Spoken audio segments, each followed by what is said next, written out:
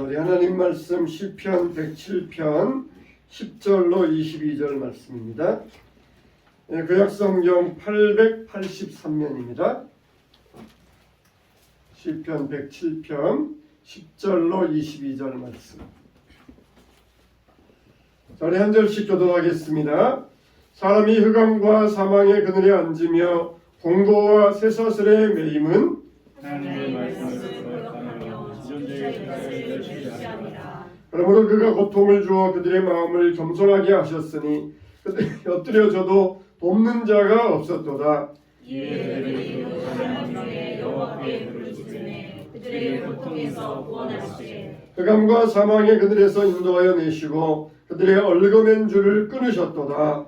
여호와의 인자하심과 인생에게 행하신 기적으로 말미암아 그를 찬송할지로다. 그가 논문을 깨뜨리시며 쇠빗장을 꺾으셨음이로다. 이르는 자들은 그들의 죄악의 길을 따르고 그들의 나를 범하기 때문에 고난을 받아라. 그들은 그들의 모든 음식물을 싫어하게 되어 사망의 문에 이르렀도다.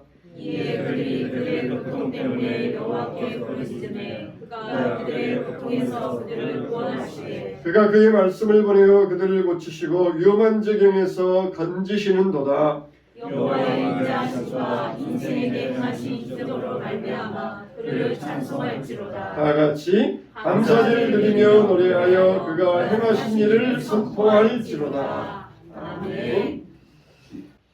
할렐루야. 우리 감사주일 추수감사주 하나님께 감사하는 날입니다. 하나님께 진정으로 감사하는 귀한 시간 되시기를 주님의 이름으로 축원합니다. 어느 목사님께서 교회 주보에다가 이런 글을 올리셨어요. 목사님께서 아주 그냥 우스운 이야기로 사람들에게 좀 찔리라고 하신 이야기인데 무슨 말씀을 하셨느냐? 일이 바빠서 시간이 없으면 교회 나오지 마십시오. 자, 하나님도 여러분의 짜투리 시간을 받고 싶어하지 아니하십니다. 그랬어요. 여기저기 쓰느라 돈이 없으면 헌금하지 마십시오. 하나님도 여러분이 써남은 물질을 받고 싶어하지 아니하십니다. 또 그리고 심신이 지쳐 있으면 봉사하지 마십시오. 기쁜 마음이 아닌 찌든 마음의 봉사는 하나님도 원하지 아니하십니다. 짜증내면서 일하는 것 하나님이 원치 아니하십니다. 또 직분이 너무 버겁다고 생각되면 언제든지 포기하십시오. 하나님은 제사가 아닌 찬양을 직분이 아닌 중심을 보십니다. 또 말씀대로 살지 못하겠으면 차라리 크리스천이 아니라고 하십시오. 크리스천의 복은 누리고 싶고 의무는 감당하지 못하는 사람은 하나님께서 기뻐하지 아니하십니다. 자, 이런 글을 올리셨어요. 다분히 역설적인 말씀 아닙니까? 진짜 교회 나오지 마라. 진짜 봉사하지 마라. 진짜 헌금하지 마라. 그런 뜻이 아니라 하나님께서는 억지로 어쩔 수 없는 것을 기뻐하지 아니하시고 우리가 정말 감사와 찬양의 마음으로 드리는 진정한 예배를 기뻐하십니다. 이런 뜻이 되지 않겠습니까? 또 이런 말 들으면은 겁이 나요. 또 지 말대로 순종할까봐 겁이 납니다. 말 안 듣는 자식에게, 말 치치리도 안 듣는 자식에게 그러려면 집 나가! 그러면은 꼭 그런 말은 또 잘 들어요. 여러분, 우리는 그런 어리석은 자가 되어서는 안 됩니다. 우리는 정말 하나님 말씀에 순종하고 하나님 말씀에 감사와 찬양을 드릴 수 있어야 됩니다. 그래서 우리가 시간도 물질도 재능도 은사도 나의 모든 좋은 것을 기쁜 마음으로 하나님 앞에 올려드리시기를 축원합니다. 축원합니다. 네. 자, 오늘 말씀 보면은 하나님께서 이런 말씀이 나와요. 먼저 배경의 말씀에 3절 나오는데 한번 읽어보겠습니다. 자, 시작. 여호와의 속량을 받은 자들은 이같이 말할지어다. 여호와께서 대적의 손에서 그들을 속량하사 동서남북 각 지방에서부터 모으셨도다. 이게 자, 오늘 말씀의 배경이 되는 말씀인데 여호와의 속량을 받은 자들 그들을 속량하셨다. 이 말씀은 무슨 말씀이냐면은 이스라엘 백성들이 70년을 바벨론에서 포로 생활하고 있었어요. 그래서 하나님께서 이들에게 은혜를 베풀어 주셔가지고 다시 고국으로 해방을 얻어서 돌아가게 하여 주셨습니다. 그런데 이 차라리 바벨론에 살 때는 편했어요. 바벨론에 살 때는 유대인들만 따로 딱 살게 하면서 거기에서 집도 짓고 밭도 일구고 장사도 하면서 편하게 살았습니다. 근데 이제 고국으로 돌아가야 되는데 고국으로 돌아가는 길은 광야의 길입니다. 그 길은 많은 무서운 짐승들과 도적떼들이 들끓는 광야의 생활이었어요. 여러분, 차라리 어떤 사람들은 예수 믿지 않을 때가 편했다 그렇게 말하는 사람들이 있어요. 그 말이 맞습니다. 예수 믿지 않을 때가 편했다. 예수 믿으면은 우리에게 고난이 오고 핍박이 오고 여러 가지 시험이 오는 것을 우리가 분명히 알아야 돼요. 그걸 우리가 이겨내야 됩니다. 이기는 자에게 하나님께서 복을 주시겠다고 말씀하여 주셨어요. 그러니까 이것을 우리가 믿음으로 극복해 가야 됩니다. 어떤 분이 하나님께 하나님 저기 이 삶이 저에게 버겁습니다. 하나님 저를 이 시험에서 벗어나게 해주세요. 그렇게 기도했어요. 근데 하나님께서 하늘에서 무엇을 딱 떨어뜨려 주셨어요. 뭘 떨어뜨려 주셨느냐? 돌을 떨어뜨려 주신 거예요. 돌을. 그러니까 이 사람이 처음에 생각할 때 원망이 됩니다. 하나님 기왕이면 금덩이 하나 던져주시지 왜 이 돌입니까? 그러자 이 말을 이렇게 받은 사람은 어리석은 사람은 그걸 장애물로 생각해요. 그렇지만은 지혜로운 사람은 그걸 주출돌 삼아가지고 디딤돌 삼아가지고 그 장애물을 뛰어넘게 되더라는 것입니다. 우리가 신앙생활 할 때도 마찬가지입니다. 하나님을 믿고 섬기면서 하나님께 우리에게 믿음으로 기도할 때 그것을 나의 주춧돌 삼을 수 있고 장애물 삼을 수가 있어요. 이스라엘 백성들이 광야에서 그 가는 길이 이제는 험난한 길입니다. 이제 고난과 역경이 시작된 길이었어요. 4절에 보면은 뭐라고 말씀하고 있습니까? 4절에 시작. 그들이 광야 사막길에서 방황하고 거주할 성읍을 찾지 못하였도다.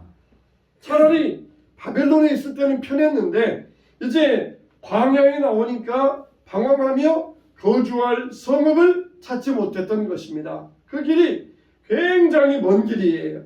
방향을 잃고 길을 헤매면서 목마르게 되었고 그들의 영혼이 그 안에서 피곤하게 되었던 것이에요. 그래서 하나님께 부르짖고 기도하자 하나님께서 이들을 그 고통 가운데서 건져 주셨습니다. 어떻게 건져 주셨느냐? 어떻게 건져 주셨느냐? 오늘 드리고자 하는 말씀이 이 말씀이에요.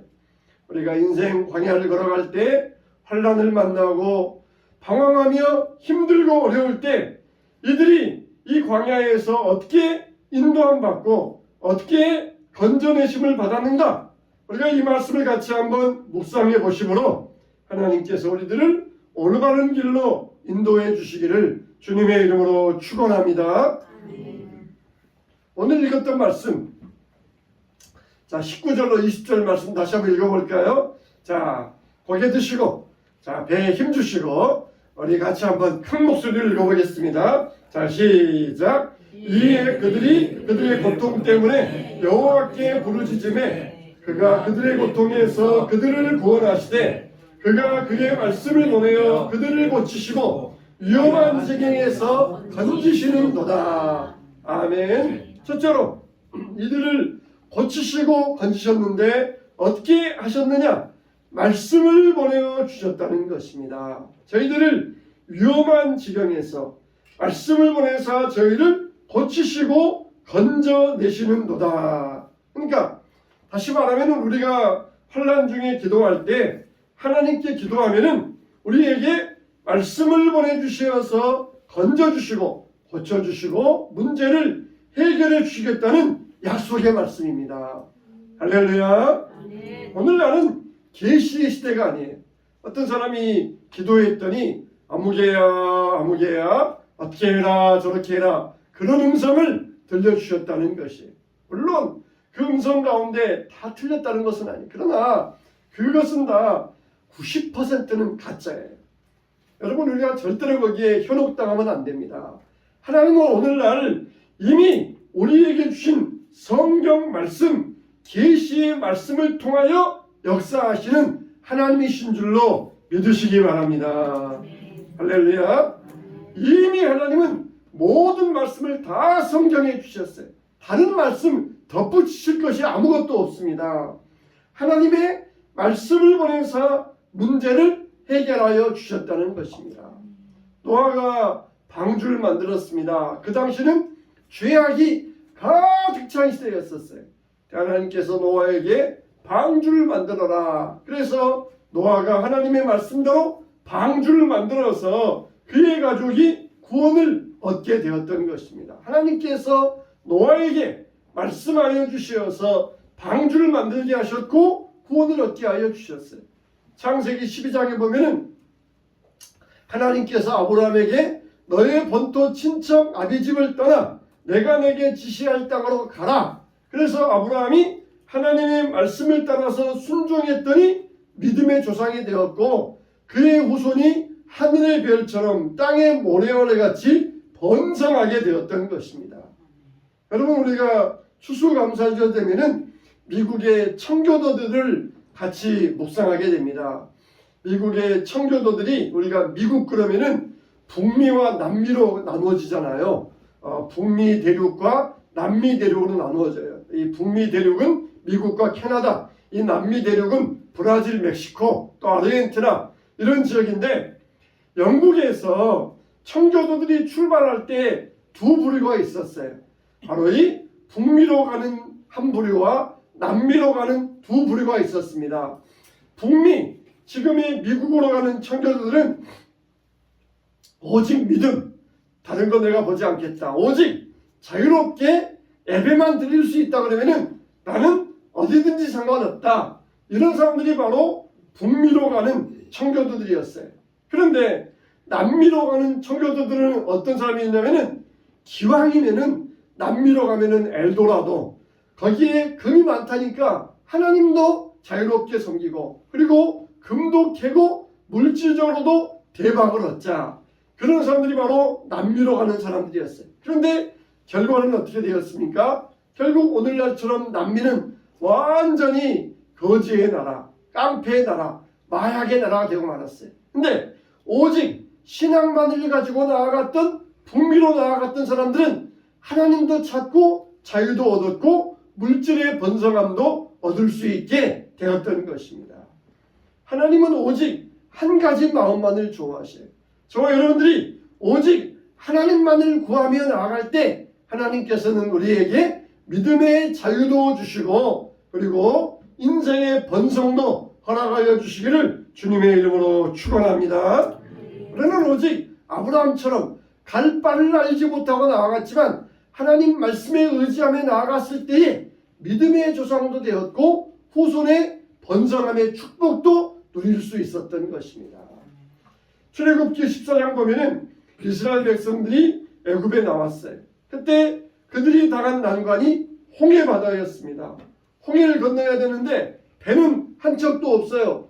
배가 있다 그래도 지금 이 60만 명을 어떻게 건너갑니까? 항공모함이라 할지라도 10,000명을 싣기가 어려워요. 그런데 60만 명을 싣고 가려면 배가 수만 척이 있어야 됩니다. 그때 하나님께서 모세에게 말씀하십니다. 출애굽기 14장 15절로 16절 말씀. 자, 오늘은 말씀 읽는 날이에요. 자, 정신 차리고 다시 또 배에 힘주고 눈을 부릅뜨고, 자, 큰 소리로 시작. 여호와께서 모세에게 이르시되 너는 어찌하여 내게 부르짖느냐? 이스라엘 자손에게 명령하여 앞으로 나아가게 하고 지팡이를 들고 손을 바다 위로 내밀어 그것이 갈라지게 하라. 이스라엘 자손이 바다 가운데서 마른 땅으로 행하리라. 예. 그것을 지팡이로 손을 내밀어라. 그러면 그 땅이 갈라지리라. 진흙도 아니고 마른 땅으로 건너가게 되리라. 마른 땅으로 건너가게 하여 주겠다는 것입니다. 이렇게 모세와 이스라엘 백성들이 진퇴양난에 빠져가지고 홍해 앞에서 건너갈 수도 없고 돌이킬 수도 없었는데 도저히 상식으로는 해결할 수 없는 그 상황 가운데서 이 긴박한 위기 가운데서 하나님께서 모세에게 말씀을 보내주셔서 왜 두려워하느냐? 왜 두려워하느냐? 앞으로 나아가라. 지팡이로 홍해를 가리키라. 그러면은 마른 땅같이 건너가게 아니라 이렇게 말씀하여 주셨던 것입니다. 말씀대로 그 말씀밖에 그 말씀을 따른 것밖에 없어요. 하나님께서 해결해 주셨고 그리고 동틀 때쯤 되어서 새벽이 되어서 완전히 마른 땅으로 그동안 물이 있었으니까 좀 질퍽거릴 거 아니에요? 그것도 없이 완전히 땅을 말려주셔가지고 무사히 건너가게 하여 주셨던 것입니다. 여러분 우리에게 진퇴양난의 어려움이 있습니까? 앞으로 갈 수 없고 뒤로 갈 수 없는 여러 가지 진퇴양난의 삶이 있습니까? 하나님께서 부르짖을 때에 우리에게 말씀을 보내어 주셔서 우리를 위기 가운데서 건져주시기를 주님의 이름으로 축원합니다. 어떤 목사님이 신학교를 가기 위하여서 이 신학교를 가기 위하여서 준비하고 그렇게 기도하는 중에 있었어요. 은혜 받고 기도하면서 목회 소명을 받아서 성령의 감동으로 신학을 준비하였는데 이제 신학을 가야 되겠다. 성령의 감동을 받고 목회 소명을 받고 담임 목사님에게 편지를 보냈습니다. 그래서 담임 목사님이 2번이나 답장을 쓰셔가지고 하나님께서 소명을 주신 것이니까 신학을 준비해서 목회의 길을 걸어가라. 그렇게 해서 소명을 확인받게 되었어요. 이거는 바로 외적인 환경을 통하여서 소명을 받게 된 일이거든요. 그래서 이제 신학을 공부하고 환경적으로 신학교를 가게 되었는데 그래도 이 길이 하나님의 뜻이 맞는가 그렇게 이제 딜레마에 빠지게 되었어요. 어느 날 설교를 듣는데 우리가 하나님의 뜻을 알려면은 반드시 말씀을 통하여 확인을 받아야 된다. 그러니까 딜레마에 빠졌어요. 어디 성경에 아무개야 신학교에 가서 목사가 되어라 그런 말씀 나오는 게 없잖아요. 그래서 기도하는 가운데 청년 금식성에 가가지고 금식하면서 말씀을 받는데 연이어서 2명의 강사가 말씀을 전하는데 하나님의 뜻을 발견하는 법, 하나님의 뜻을 분별하는 법, 이제 그런 말씀으로 말씀을 전해 주신 것이에요. 고민하는 나에게 주시는 하나님의 말씀이다. 그렇게 말씀을 열심히 받아서 큰 은혜를 받았습니다. 그러면서 그 가운데 말씀을 듣는 가운데 구체적으로 자기의 주신 응답의 말씀이 있었어요. 무슨 말씀이냐? 빌립보서 2장 13절 말씀이었습니다. 그 말씀이 마음에 확 와닿았어요. 자, 빌립보서 2장 13절 말씀 시작. 너희 안에서 행하시는 이는 하나님이시니 자기의 기쁘신 뜻을 위하여 너희에게 소원을 두고 행하게 하시나니. 바로 이 말씀이다.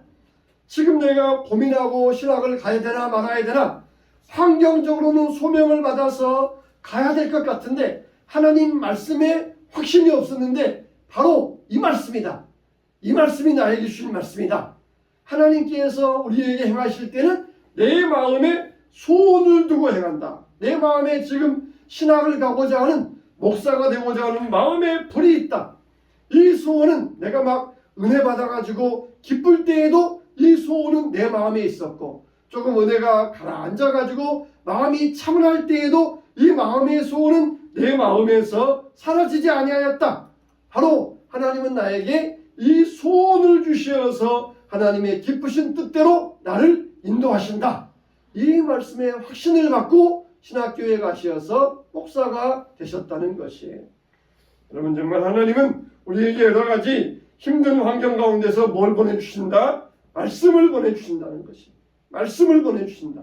우리에게 말씀을 보내주셔서 말씀을 통하여서 우리 삶을 인도해 주신다는 것입니다. 또 이분이 신학교에 들어가셨어요. 그래가지고 전도사 월급 그 당시에 3만 원 받으면서 봉사하고 있는데 120만 원의 돈이 필요할 일이 생겼습니다. 3만 원 이거 모아봤자 3년 반, 4년을 모아야 3년 반을 모아야 겨우 120만 원을 준비할 수 있는데 도무지 이거는 어림도 없는 돈이에요. 어림도 없는 돈입니다. 하나님 어떻게 하면 좋겠습니까? 내가 안 쓰고 안 먹고 모아도 3년 반을 모아야 되는데 이 엄청난 돈을 어떻게 구할 수 있습니까? 어떻게 감당할 수 있겠습니까? 그렇게 기도했다 하나님께서 또 말씀을 주셨어요. 고린도전서 10장 13절 말씀 시작. 사람이 감당할 시험 밖에는 너희가 당한 것이 없나니 오직 하나님은 믿고사 너희가 감당하지 못할 시험 당함을 허락하지 아니하시고 시험 당할 즈음에 또한 피할 길을 내사 너희로 능히 감당하게 하시느니라. 할렐루야. 그러면은 하나님께서 이 돈을 보내어 주셔가지고 해결해 주시면은 쉬울 것 같은데 하나님은 뭐예요? 우리에게 먼저 우리 심령에 은혜 주셔요. 그리고 힘을 주십니다. 자신감이 생기게 하시고 믿음의 능력을 받게 하셔요. 여러분 우리가 세상 살아갈 때 자신감, 힘이 생기면은 정말 능치 못할 일이 없습니다. 말씀을 보내주셔가지고 사람이 감당할 시험 밖에는 너희에게 당한 것이 없나니 사람이 다 감당할 수 있으니까 시험을 당하는 것이다. 하나님의 말씀이 오니까 힘이 생기더라는 것이에요. 능력이 생기더라는 것이에요. 하나님께서 너끈하게 그 문제를 해결해 주시더라는 것입니다. 하나님은 정말 오늘날도 우리가 기도할 때 뭘 보내주신다? 말씀을 보내주신다는 거예요. 돈이 필요하면은 하늘에서 막 돈이 떨어지고 그래가지고 해결해 주시는 것이 아니라 말씀을 보내주셔서 은혜를 주시고 그 시험을 감당할 수 있는 능력을 우리에게 내리워 주신다는 것입니다. 가버나움에 왕의 신하가 예수님을 찾아왔습니다. 아들이 중병에 걸려서 죽게 생겼습니다. 아들 좀 살려주세요. 예수님께서 뛰어가셔서 안수기도 하셔야 되잖아요. 가시도 아니하시고 그냥 가라. 내 아들이 다 나았느니라. 그 말씀을 믿고 왕의 신하는 내려갔어요. 내려가다가 마주 올라오는 자기 신하를 만났는데 주인님 아드님이 다 나으셨습니다. 그래 언제부터 아들의 열병의 열기가 떨어졌느냐 했더니 어젯밤 7시였습니다. 시간을 되짚어 보니까 그때 예수님께서 내 아들이 나았느니라. 바로 그 시간부터 아들의 열병이 낫기 시작했던 것이. 이렇게 예수님께서는 먼저 말씀을 보내어 주셔가지고 치유의 역사를 일으켜 주셨던 것입니다. 우리가 어젯밤에 다니엘 기도를 통하여서 권호중 집사님의 간증을 들었잖아요. 이분도 그렇게 일도 안 들어오고 자녀는 아프고 힘들고 어려울 때 낙심될 때 말씀을 통하여서 힘을 얻으셨다는 것이에요. 이사야 말씀, 시편의 말씀, 두려워 말라 놀라지 말라 내가 너와 함께합니다. 죽으려고도 2번이나 시도했다 그랬다잖아요. 죽고 싶어가지고 도저히 힘들고 어려우니까 죽으려고도 자살할 시도도 2번이나 했었다는 것이. 그런데 하나님의 말씀을 듣고 힘을 얻었다는 것이. 정말 아픈 아들 바라보면서 얼마나 마음이 아팠겠어요. 그렇지만은 하나님의 말씀이 그 안에 들어오니까 모든 걸 다 이길 수 있는 힘을 얻게 되었고 오히려 이 아들을 통하여서 은혜 받고 유튜브 시작해서 사람들에게 격려받고 얼마나 참 이 힘을 얻었다는 우리가 간증을 들어보지 않았습니까? 하나님은 여러분들에게 말씀을 보내주셔요. 근데도 보면은 시편 이사야 말씀 하나님 우리가 다 아는 말씀들 쉬운 말씀들을 보내주셔요. 자기 그냥 미가나 나옴이나 그런 데 있는 말씀 들려주시면은 못 알아들을까봐 아주 쉬운 말씀들 감당치 못할 시험을 주지 아니하시느니라 또 두려워 말라 놀라지 말라 내가 너와 함께함이니라 이런 쉬운 말씀들을 보내주셔가지고 우리에게 힘을 주시는 것이에요. 그래서 우리는 귀로 듣고 음성으로만 듣는 것이 아니라 기록된 말씀을 통하여서 기도할 때 그 말씀을 생각나게 하시고 깨달아지게 하시고 우리에게 응답하는 역사를 일으켜 주시는 것입니다. 우리가 기도하면은 성령님은 말씀을 보내주셔요. 요한복음 14장 26절 시작. 보혜사 곧 아버지께서 내 이름으로 보내실 성령 그가 너희에게 모든 것을 가르치고 내가 너희에게 말한 것을 생각나게 하리라. 자, 뭐라 그랬어요? 내가 너희에게 말한 모든 것을 생각나게 하리라. 내가 너희에게 말하지 않은 것도 들려주겠다는 것이 아니라 말한 모든 것, 이것을 생각나게 하시리라. 이미 기록된 하나님의 말씀을 우리에게 생각나게 하시어서 우리에게 힘을 주시고 위로를 주시고 문제를 해결해 주시는 것을 믿으시기 바랍니다. 어떻게? 성령께서 오시어서, 보혜사 성령께서 오시어서, 여러분이 오늘 이 말씀 드릴 때 보혜사 성령께서 오시어서 이 말씀을 깨닫게 하여 주시고, 그리고 기억나게 하여 주시고 힘을 얻게 하여 주시는다는 것입니다.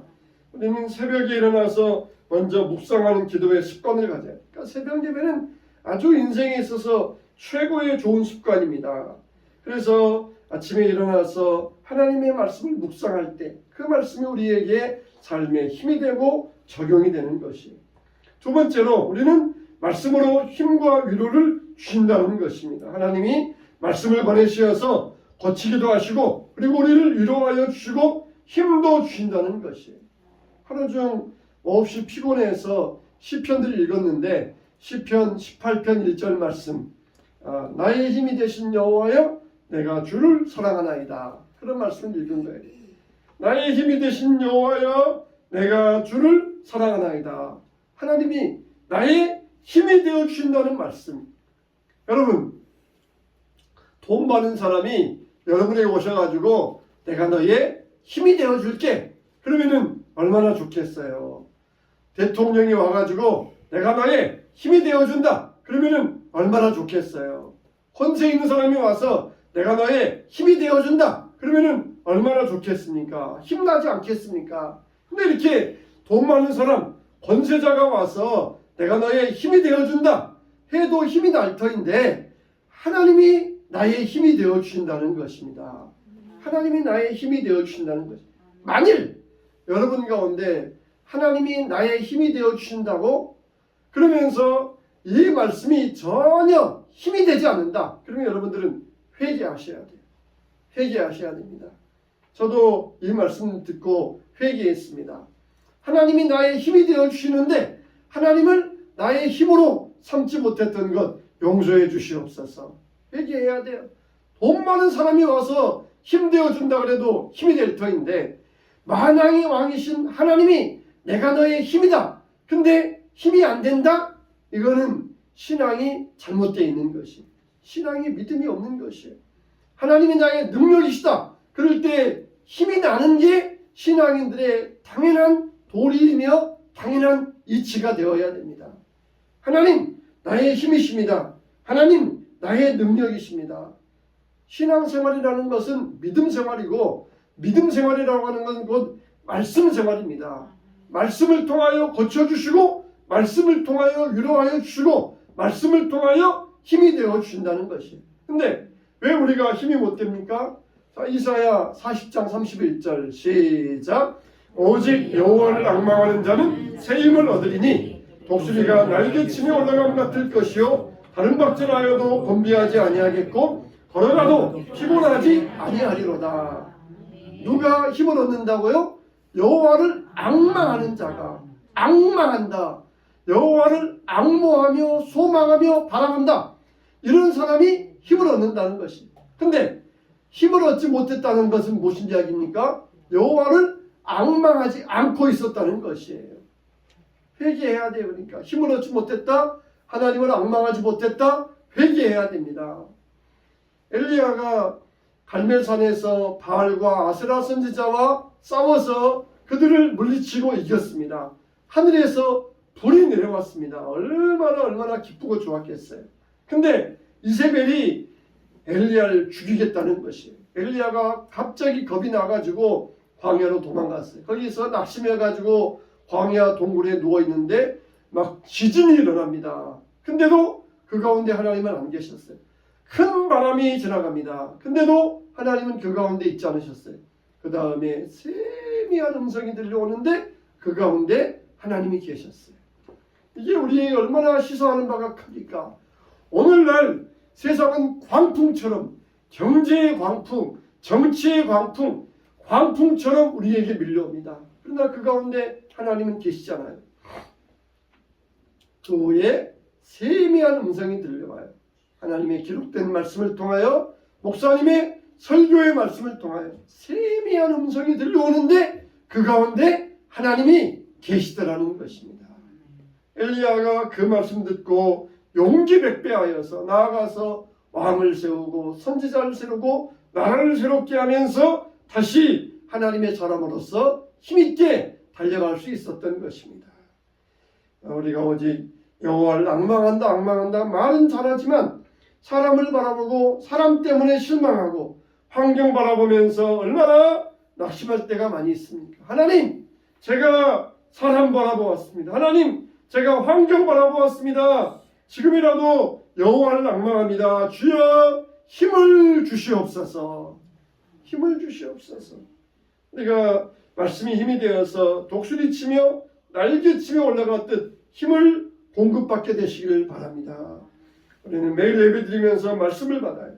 그리고 그 말씀을 보내어 주시 우리를 말씀으로 고쳐주십니다. 그래서 말씀의 깨달음과 은혜를 받을 수 있어야 돼요. 예배라고 하는 것은 하나님 앞에 시간을 드리고 몸을 드리고 찬송을 드리고 기도를 드리고 그리고 헌금을 드리고 내 모든 것을 드리는 시간이에요. 그리고 예배를 통하여 은혜 받고 복을 받고 말씀의 은혜를 받는 시간입니다. 이 말씀이 우리에게 축복이에요. 말씀의 복입니다. 이 말씀은 우리가 예배에 왔으면은 예배 시간에 말씀의 은혜를 받고 가야 상달되는 예배이고 말씀의 은혜를 받고 가야 주님을 만난 것이 된다는 것이에요. 형식적으로 예배만 왔다 갔다 해서 예배 드리는 것은 절대 아닙니다. 말씀의 깨달음이 있어야 은혜가 있게 되고 그래야 그 말씀이 나에게 힘이 되는 것이에요. 오늘날 이 추수감사한 주일은 어떤 주일입니까? 바로 이 치유하는 감사제입니다. 치유가 일어나는 감사의 축복의 축제가 바로 이 추수감사입니다. 하나님 앞에 감사하고 찬양하는 자들에게 하나님께서는 말씀을 보내어 주시어서 치유가 일어나게 하여 주신다는 것이에요. 오늘 말씀 마지막에 감사제를 드리며 노래하며 그가 행하신 일을 선포할지어다. 노래하며 하나님 앞에 감사한다는 거 아니에요. 그럴 때 하나님께서 말씀을 보내어 주시어 저들을 치유하여 주시고 힘을 얻게 하여 주시고 위로하여 주셨도다. 여호와를 앙망하시기 바랍니다. 치유가 일어나는 이 감사의 축제가 되시길 바랍니다. 사람 바라보면서 낙심하고 실망하고 있으니까 여호와를 앙망하면서 새 힘을 얻게 되시는 귀한 이 추수감사 감사의 치유제가 되시기를 주님의 이름으로 축원합니다. 축원합니다.